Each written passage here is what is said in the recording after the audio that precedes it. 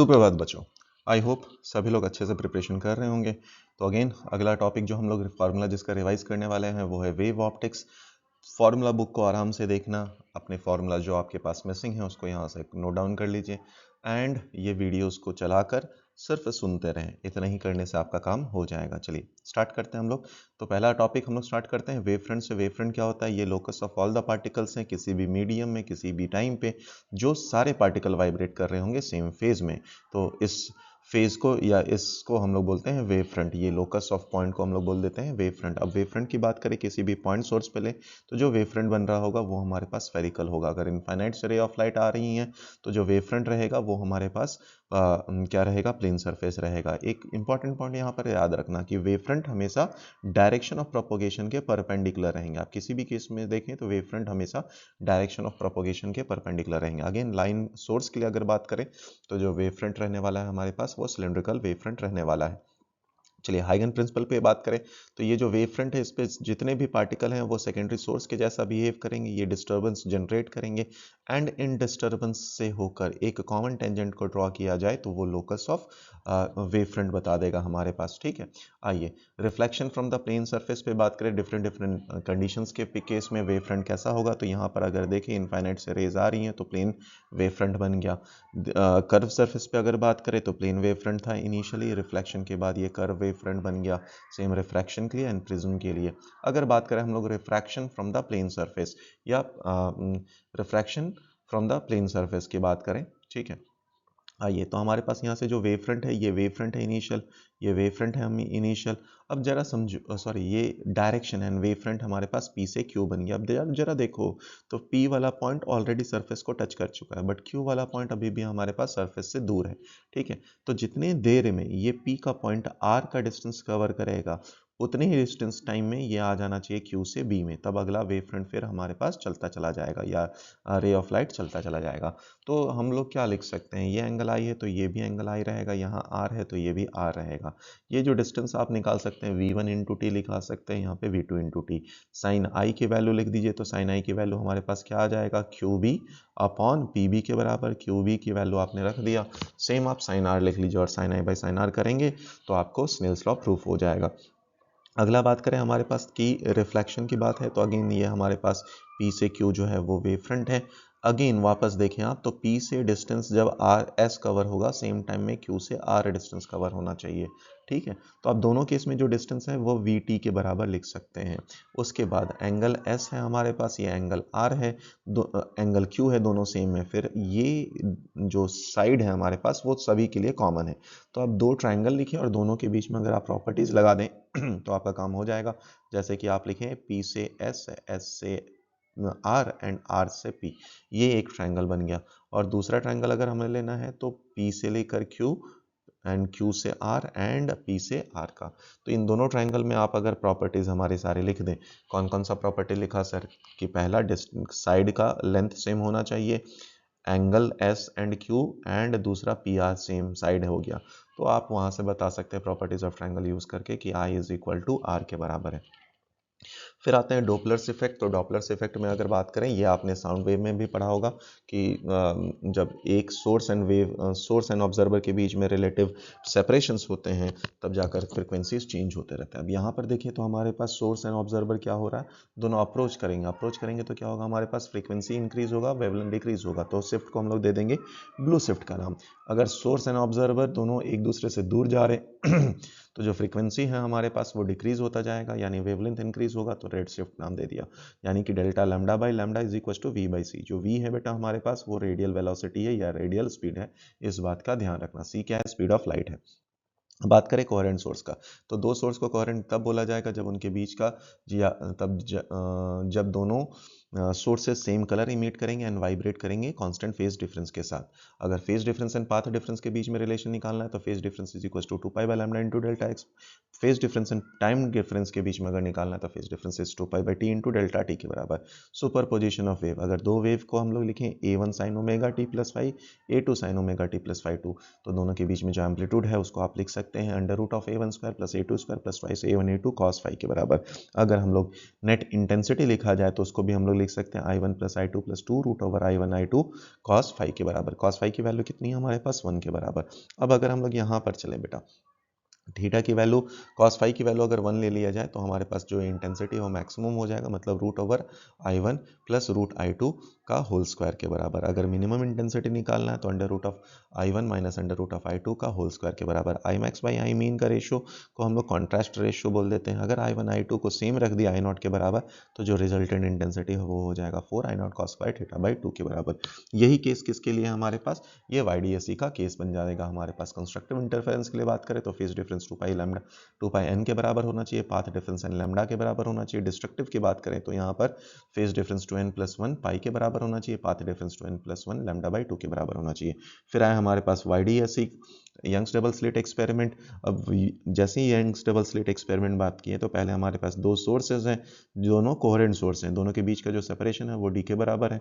तो अगर सेंटर पे बात किया जाए तो दोनों का पाथ डिफरेंस 0 है तो हमेशा कंस्ट्रक्टिव इंटरफेरेंस बनेगा। कोई जनरल पॉइंट ले लिया y डिस्टेंस पे फ्रॉम द सेंटर, दोनों के बीच का सेपरेशन मतलब स्क्रीन एंड स्लिट के बीच का सेपरेशन कैपिटल डी है। तो हम लोगों ने पाथ डिफरेंस कैलकुलेट करने के लिए एक परपेंडिकुलर ड्रॉप करा S1 से n के बीच में। अब S2n हमारे पास क्या हो गया, वो हो गया पाथ डिफरेंस। इसके लिए आपको ये एंगल पता है जो कि थीटा के बराबर होना चाहिए। तो पाथ डिफरेंस हमारे पास आ गया d साइन थीटा के बराबर। पाथ डिफरेंस आ गया हमारे पास d साइन थीटा के बराबर। ठीक है बेटा, वापस देख लो, पाथ डिफरेंस हमारे पास d साइन थीटा, थीटा को आपने छोटा था तो साइन थीटा को थीटा रख दिया। अब अगर बात करें इस ट्रायंगल में, पर्टिकुलर ट्रायंगल में, तो थीटा इज इक्वल टू हमारे पास आ जाएगा y बाई डी, तो हमारे पास बन गया ये y बाई कैपिटल डी। अब अगर कंस्ट्रक्टिव इंटरफेरेंस करना है तो पाथ डिफरेंस को आपने इक्वेट कर दिया किससे, n लैम्डा से, तो y की वैल्यू आ गई, मतलब किन किन y की वैल्यू पे ये कंस्ट्रक्टिव इंटरफेरेंस या ब्राइट फ्रिंज आएगा, n lambda capital D upon small D. Similarly dark fringe के लिए हम लोग ने पाथ डिफरेंस को इक्वेट कर दिया 2n प्लस 1 लैम्डा बाई 2 से, तो यहाँ से आपको डिस्ट्रक्टिव इंटरफेरेंस का पोजीशंस मिल गया। अब अगर हम लोग दोनों को किसी भी दो कंसेक्यूटिव ब्राइट फ्रिंजेस का डिफरेंस ले लें या डार्क फ्रिंजेस का डिफरेंस ले लें तो हमारे पास जो b है वो पता चल जाएगा lambda capital D upon small D. अगर आप एंगुलर विड्थ देखना चाहते हैं तो b by capital D, width by capital D कर दीजिए, यानी लैम्डा बाई स्मॉल डी के बराबर आ जाएगा। ठीक है, आइए अब क्योंकि b हमारे पास लैम्डा के डायरेक्टली प्रोपोर्शनल है तो अगर रेड लाइट आपने यूज़ कर दिया है और वायलेट लाइट यूज़ किया तो आप देख सकते हैं कि वेवलेंथ ज़्यादा होने के कारण, रेड का ज़्यादा होने के कारण b की वैल्यू ज़्यादा होगी या विड्थ ज़्यादा होगा रेड के केस में। ठीक है, अच्छा अगर हम लोग ब्लू लाइट यूज़ कर दिए इंस्टेड ऑफ रेड लाइट फिर भी वही बातें आप लिख सकते हैं। आइए, अगर हमारे पास n1 फ्रिंज फॉर्म हो रहा है जब आपने वेवलेंथ लैम्डा 1 लिया है किसी पर्टिकुलर पॉइंट पे, सेम अगर आपने सेम पॉइंट पे देखा जाए लाइट चेंज कर दिया तो n2 number of fringes use हो रहा है, तो हम लोग क्या बोल सकते हैं, y तो कांस्टेंट था, यानी आप बोल सकते हैं n लैम्डा का प्रोडक्ट कांस्टेंट है। अगला केस आता है हमारे पास जब आप YDSE को किसी दूसरे मीडियम में ले जाते हैं तो याद रखना बेटा c बाई म्यू हो जाता या वेलोसिटी c बाई म्यू हो जाता किसी भी मीडियम में, यानी कि वेवलेंथ भी c लैम्डा बाई म्यू हो जाता। तो जहाँ जहाँ वेवलेंथ का इक्वेशन था आप डिवाइडेड बाई म्यू कर दीजिए। एक इक्वेशन यहाँ पे आता है नंबर ऑफ फ्रिंजेस का, तो नंबर ऑफ फ्रिंजेस अगर जनरल केस में n है और आपने वाटर में यूज़ किया तो क्योंकि विड्थ कम हो गया तो यहाँ पर आ जाएगा n टाइम्स ऑफ म्यू के बराबर हो जाएगा। ठीक है, नंबर ऑफ फ्रिंजेस। अब हमारे पास आता है मिसिंग वेवलेंथ कितना होगा, ये भी एक केस है। तो अगर आप S1 के पास एक पॉइंट ले लें तो यहाँ पर हमारे पास क्या होना चाहिए बेटा, y की वैल्यू कितने के बराबर आ जाना चाहिए, तो y की वैल्यू आ जानी चाहिए हमारे पास d/2। तो बोल रहा है कि कौन कौन सा वेवलेंथ हमारे पास यहाँ पर मिसिंग होगा। अब पाथ डिफरेंस आप निकाल लो तो पाथ डिफरेंस का जो एक्सप्रेशन था हमारे पास वो क्या था, d इंटू वाई, वाई की जगह पे d/2 आप रखेंगे अपॉन कैपिटल D, ये आ गया पाथ डिफरेंस। ठीक है, अब मिसिंग का मतलब क्या होना चाहिए यहाँ पर कि जो पाथ डिफरेंस है वो 2n-1 लैम्डा बाई 2 के बराबर हो। तो आप वहाँ से इक्वेट कर दीजिए, आपको लैम्डा की डिफरेंट वैल्यू मिल जाएगी। अगर बोला जाए कि कौन कौन से वेवलेंथ के लिए यहाँ पे कंस्ट्रक्टिव इंटरफेरेंस होगा तो आप अगेन पाथ डिफरेंस को आप वही n लैम्डा वाला फॉर्म यूज़ कर देंगे तो आपका काम बन जाएगा। चलिए फिर आता है हम लोग अगर एक थिन फिल्म को रख दिया जाए तो क्या होगा बेटा, तब सेंटर वाला जो पॉइंट है वहाँ पर फेज डिफरेंस आ रहा होगा बिकॉज ऑफ दिस स्लैब के कारण। तो स्लैब के कारण जो हमारे पास पाथ डिफरेंस होता है वो होता है t इन ब्रैकेट μ-1 के बराबर। तो यहाँ पर तो पाथ डिफरेंस आ जाएगा, तो एक ऐसा पॉइंट लिया जाएगा जहाँ पर पाथ डिफरेंस 0 होगा। तो ये किस जगह पर होगा, जिस डायरेक्शन में या जिस साइड में आपने स्लिट रखा है उसी सेम डायरेक्शन में ये शिफ्ट हो जाएगा, तो ऊपर की तरफ शिफ्ट हुआ। अब यहाँ पर आप दोनों पाथ डिफरेंस के एक्सप्रेशन को यूज़ कर दीजिए तो y आ जाएगा। हम लोग पहले पाथ डिफरेंस का एक्सप्रेशन अभी निकाल लिए थे, d into Y by capital D, उसको μ-1 इंटू टी से इक्वेट कर दीजिए। तो y जहाँ पर हमारा क्या जीरो हो जाएगा, पाथ डिफरेंस 0 हो जाएगा, वो पोजीशन आ जाएगा। अब यहीं से आप विड्थ वाले इक्वेशन को भी निकाल सकते हैं। नंबर ऑफ फ्रिंजेस कितना हुआ, तो लेटरल शिफ्ट आप निकाल लीजिए डिवाइडेड बाई फ्रिंज विड्थ, वहाँ से आपका आ जाएगा। लेटरल शिफ्ट का वाई का वैल्यू निकाल चुके हैं, बीटा से आप डिवाइड कर दीजिए तो हमारे पास आ जाएगा कितना नंबर ऑफ फ्रिंजेस शिफ्ट हुआ है। अगर दोनों डायरेक्शन में हम लोगों ने रख दिया है तो देखें, दोनों डायरेक्शन में अगर आपने या दोनों स्लिट के सामने आपने एक ये रख दिया है, फिल्म रख दिए हैं या स्लैब रख दिया है, तो नेट शिफ्ट हमारे पास कितने के बराबर आ जाएगा, आप वो भी निकाल सकते हैं। एक स्लैब के कारण दूसरे स्लैब के कारण into capital D by small D, तो यहाँ से y की वैल्यू निकल कर आ जाएगी। फिर नेक्स्ट केस आता है हमारे पास कि interference due to thin film का केस आता है। अब देखो बेटा, यहाँ से रे ऑफ लाइट हमारे पास आ रहा था, टकराया, टकराने के बाद कुछ पार्ट यहाँ पे रिफ्लेक्ट हुआ, कुछ पार्ट यहाँ पे ट्रांसमिट हुआ। जो पार्ट ट्रांसमिट हुआ उसने पाथ डिफरेंस कवर या पाथ लेंथ कवर किया म्यू टी के बराबर, यहाँ भी आने के कारण म्यू टी के कारण।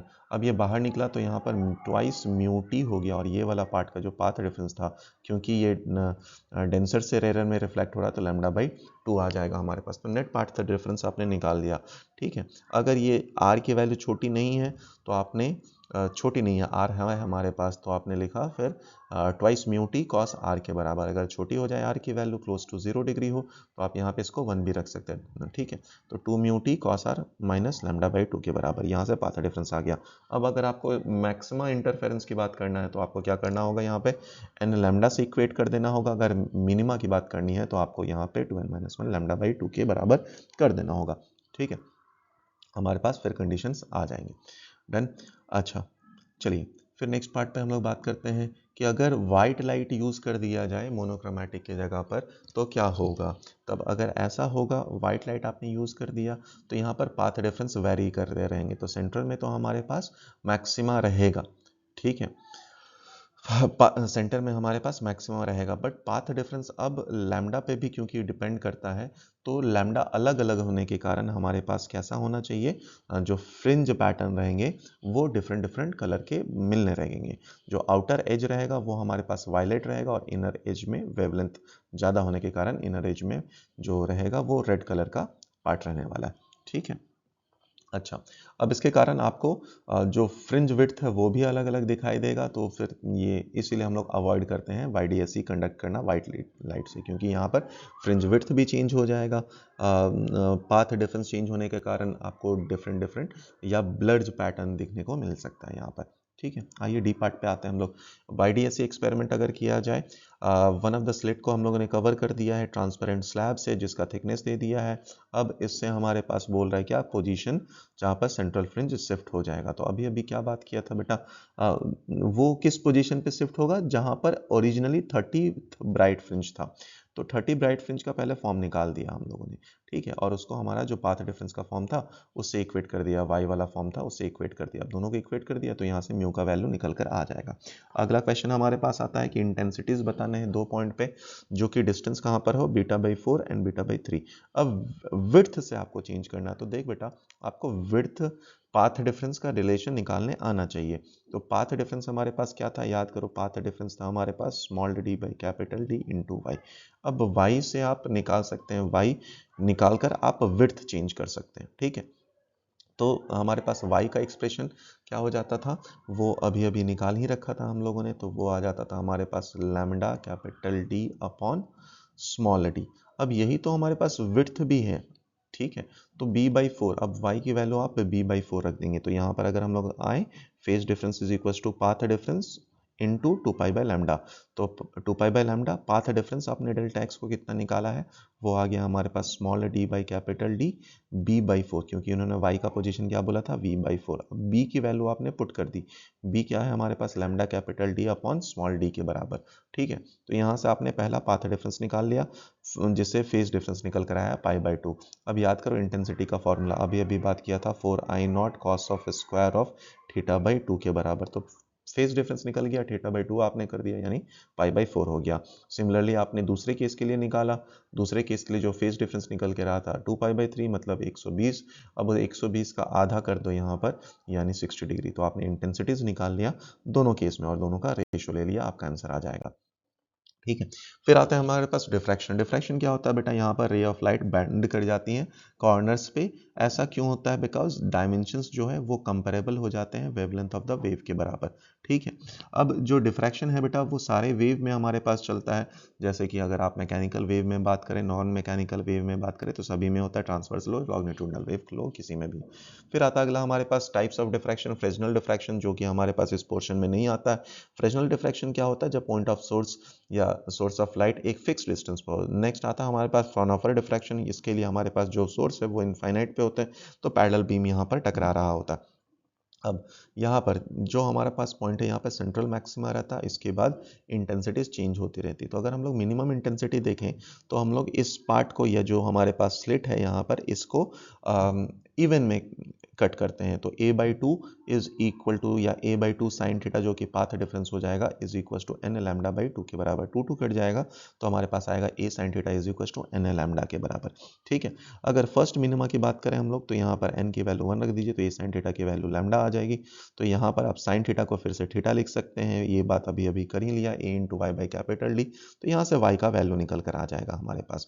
ठीक है, सेंट्रल मैक्सिमा अगर बात करें तो सेंट्रल मैक्सिमा का जो विड्थ होगा इस केस में ट्वाइस होगा, तो twice of lambda capital D upon small D के बराबर।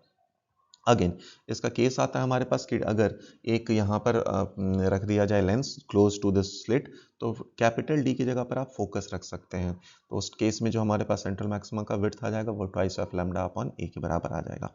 ठीक है, अब कई बार बोला जाता है हमारे पास कि एक बार आपने डिफ्रैक्शन ऑब्जर्व करा और वाईडीएससी एक्सपेरिमेंट करा, तो ये देखा गया कि एन ब्राइट फ्रिंज आ गए हैं किसमें? सेंट्रल मैक्सिमा के, सेंट्रल मैक्सिमा का डिफ्रैक्शन पैटर्न में। तो सेंट्रल मैक्सिमा जो है डिफ्रैक्शन में वो twice lambda capital D upon small a के बराबर है, और यहाँ से आ गया दूसरा कंडीशन जो ब्राइट फ्रिंज के लिए N lambda capital D upon small D. तो यहाँ से आपको ए एंड स्मॉल डी के बीच में रिलेशन निकल कर आएगा।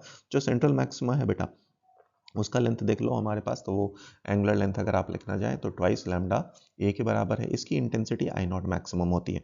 जो सेकंड मैक्सिमा आता है बेटा इसकी इंटेंसिटी आई नॉट बाई 22.5 होती है, और जो थर्ड आता है आई नॉट अपॉन 62.5 होती है। इसी कारण ये ब्लर दिखता जाता है। ठीक है, एंगुलर विड्थ अगर हम लोग निकाला सेंट्रल का वो पता चल गया, और किसी भी सेकेंडरी मैक्सिमा का पता चल गया। जो इंटेंसिटी कैलकुलेट करने का फॉर्मूला है वो है I naught sine of square beta by beta square. Beta क्या है हमारे पास यहाँ पर? बीटा है lambda into a sine theta upon, sorry pi into a sine theta upon lambda के बराबर। यहाँ से आप बीटा निकाल सकते हैं। ठीक है, आइए फिर आते हैं हमारे पास फ्रेजनल डिस्टेंस क्या होता है? ये वो डिस्टेंस है जो कि वैलिडिटी ऑफ रे ऑप्टिक्स करेगा। मतलब क्या है बेटा कि अगर आप यहाँ पर एक पॉइंट सोर्स रखें तो कुछ डिस्टेंस तक क्या होगा, रे ऑफ लाइट जो प्रोपोगेट होगा वो रेक्टिलिनियर प्रोपोगेशन वहाँ पे डोमिनेट करेगा, मतलब पार्टिकल नेचर आएगा। उसके बाद ये डिफ्रैक्ट कर जाएगा तो वेव नेचर डोमिनेट कर जाएगा। और ऐसा कंडीशन में हम लोग फिर बोलते हैं कि ये कौन सा डिस्टेंस है जहाँ पर रे ऑप्टिक्स ज़्यादा डोमिनेट कर रहा है। तो उससे हम लोग फ्रेजनल डिस्टेंस निकालते हैं। z is equal to A square upon lambda के बराबर। ए क्या है हमारे पास? ये विड्थ के बराबर। ठीक है, अच्छा लिमिट ऑफ रेजोल्यूशन क्या है कि दो अगर पॉइंट सोर्स है हमारे पास, या दो पॉइंट सोर्स हैं जो कि एक दूसरे पे मर्ज हैं, तो ये मिनिमम डिस्टेंस है जिसके बाद ये दोनों सोर्स अलग अलग दिखेंगे। रिजॉल्विंग पावर क्या होता है बेटा? लिमिट ऑफ रेजोल्यूशन का इनवर्स होता है। अगर माइक्रोस्कोप की हम लोग बात करें थे तो माइक्रोस्कोप हमारे पास क्या होता है, उसका रिजॉल्विंग लिमिट उसको आप लिख सकते हैं 1.22 lambda upon 2 mu sine theta. आप कई बार याद रखता है लोगों को कि सर म्यू कैसे याद रखें हम लोग, तो माइक्रोस्कोप के अंदर अगर आप देखें तो एक मीडियम है बीच में, है ना, ऑब्जेक्ट के और आई के बीच में, तो इसलिए आप यहाँ पर म्यू रख सकते हैं। तो resolving limit is equal to 1.22 lambda upon 2 mu sine theta के बराबर। रिजॉल्विंग पावर क्या है? इनवर्स है, तो आप 2 mu sine theta upon 1.22 lambda के बराबर। टेलीस्कोप की बात करें अगर हमारे पास, तो वहाँ पे एंगुलर मैग्निफिकेशन है या रिजॉल्विंग लिमिट है, तो वो d theta is equal to 1.22 lambda upon a के बराबर। याद रखना बस क्या चेंजेस हुए हैं, सिर्फ छोटा सा चेंज आया है, यहाँ पर 2 म्यू साइन थीटा, यहाँ पर ए है, तो 1.22 लैम्डा अपॉन ए। अगर रिजॉल्विंग पावर बात करें हमारे पास 1 pi d theta is equal to a upon 1.22 lambda के बराबर। ठीक है, फिर आता है हमारे पास अनपोलराइज्ड लाइट। क्या होता है? जो नॉर्मल वाइट लाइट है, नॉर्मल लाइट, उसे हम लोग अनपोलराइज्ड लाइट बोलते हैं। इसके वाइब्रेशंस को आप रिजॉल्व करके दो डायरेक्शन में लेके आ सकते हैं। ठीक है, तो एक डायरेक्शन अगर एक्स डायरेक्शन हमारे पास रे प्रोपोगेशन है, तो वाई और जेड इस डायरेक्शन में हम लोग ने इसको रिजॉल्व कर दिया। पोलराइज्ड क्या होता है कि अगर हम लोगों ने लाइट का वाइब्रेशन पर्टिकुलर डायरेक्शन में रिस्ट्रिक्ट कर दिया जाए, जो कि of course in perpendicular to the wave propagation, तो इसको हम लोग बोलते हैं पोलराइजेशन।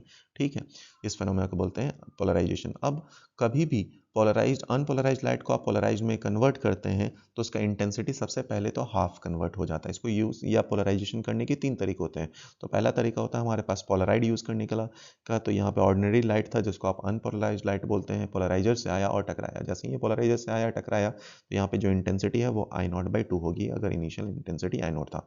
अब यहाँ पर अगला जो भी लाइट इस पे जा रहा है तो उसका नाम होता है हमारे पास एनालाइजर। ठीक है, ये भी पोलराइड ही है, बट यहाँ पर एनालाइजर पे कौन सा रे ऑफ लाइट आने वाला है, वो पोलराइज्ड प्लेन पोलराइज्ड लाइट आकर टकराने वाला है। तो अगर इन दोनों के बीच में कुछ एंगल रहे थीटा, तो यहाँ पर जो इंटेंसिटी ऑफ लाइट निकल कर आएगा वो मॉल्स लॉ से दिया गया था। लॉ ऑफ मॉल्स क्या हमारे पास बोला कि I is proportional to cos square theta के बराबर। ठीक है, यहाँ पे I0 क्या है बेटा, जरा ध्यान देना। I0 है वो इंटेंसिटी जो एनालाइजर पे गिर रहा है। तो अगर आप इन केस में रख दें तो अनपोलराइज लाइट का इंटेंसिटी I0 था, पोलराइजर से निकला तो I0/2। अब लॉ ऑफ मॉल्स के कारण हमारे पास I0/2 cos स्क्वायर थीटा हो गया, तो ये हमारे पास इंटेंसिटी निकला। फिर दूसरा पोलराइजेशन का तरीका होता है स्कैटरिंग से। यहाँ पर रे ऑफ लाइट आता है, टकराता है किसी भी डस्ट पार्टिकल से, तो डस्ट पार्टिकल वाइब्रेशन इमिट करते हैं, तो वो वाइब्रेशंस जो कि परपेंडिकुलर हो इनिशियल डायरेक्शन ऑफ प्रोपोगेशन पे, वो बन जाता है प्लेन पोलराइज्ड लाइट। फिर पोलराइजेशन बाय रिफ्लेक्शन आता है, तो अनपोलराइज्ड लाइट आया सरफेस पे टकराया, अब कुछ पार्ट रिफ्लेक्ट होंगे कुछ पार्ट रिफ्रैक्ट होंगे, तो जो रिफ्रैक्टेड रे के परपेंडिकुलर हो जाएगा, जो रिफ्रैक्टेड रे के परपेंडिकुलर हो जाएगा वो प्लेन पोलराइज्ड रहेगा। ठीक है, तो सी में यहाँ पर प्लेन पोलराइज्ड लाइट बने हैं, और बाकी जो रिफ्रैक्टेड था वो हमारे पास पार्शियली पोलराइज्ड रहेगा। तो स्नेल्स लॉ आपने लिख दिया। अब आर की वैल्यू आप निकाल सकते हैं बेटा। ठीक है, आर की वैल्यू निकाल सकते हैं, जैसे कि यहाँ पर आई है तो ये भी आई ही रहेगा। I plus r is equal to 90 degree, तो वहाँ पे आर की वैल्यू 90 - आई आ गया। आपने सिंप्लीफाई किया तो यहाँ पर tan theta is equal to या tan i is equal to mu आया, यानी वहाँ से आप थीटा निकाल सकते हैं which is tan inverse mu. यही कहलाया हमारे पास ब्रेविस्टर एंगल।